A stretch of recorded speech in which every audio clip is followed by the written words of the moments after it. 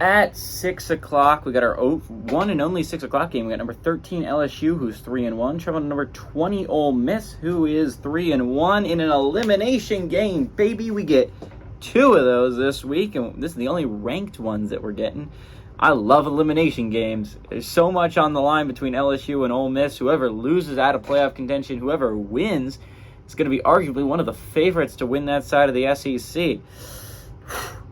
Fun football game. LSU favored by 2.5 on ESPN.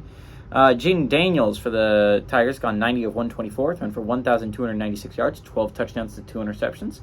Logan Diggs had 38 carries for 253 yards and a touchdown on the ground. And Malik Neighbors had 32 catches for 523 yards and 5 touchdowns.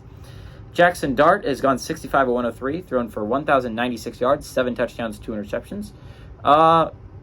He also leads his team on the ground, 44 carries for 219 yards and 3 touchdowns. That's not a great sign. Jordan Watkins had 24 catches for 347 yards and a touchdown. LSU leads the series all-time, 65 of 41. Last game went to LSU in 2022, and LSU has won 6 out of the last 7 times these teams have played. But what's really cool about this one is LSU was in an elimination game last week, and they played in arguably one of the best games of the week. LSU-Arkansas was a thriller if you did not watch it. LSU-Arkansas was a hell of a lot of fun to watch. It might have started out slow. A lot of people were going to watch the Notre Dame-Ohio State game, which, to be fair, ending was crazy there as well. But LSU-Arkansas was a really good football game with a lot of really good offense being played. LSU was in the same situation last week, and they pulled it out against Arkansas. They eliminated Arkansas from playoff contention. Can they do it against arguably a much better Ole Miss team? Ole Miss coming off a rough win. This was, I thought, going to be a game where Ole Miss is like, they can prove that they're going to be a team to beat in the SEC. I thought they were going to be 4-0, and it's going to be like LSU, Ole Miss. Going to be the game of the week.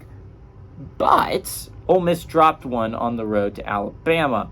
And that resulted in not a great spot if you're Ole Miss, right? You're sitting at 3-1, a chance to be eliminated by a really good LSU team. I get it, it's at home, so at least you got that going. You had to go to Alabama last week. But I'm going to be honest. I was so excited about this Ole Miss heading into the team ending of the year. I'm a little underwhelmed with them.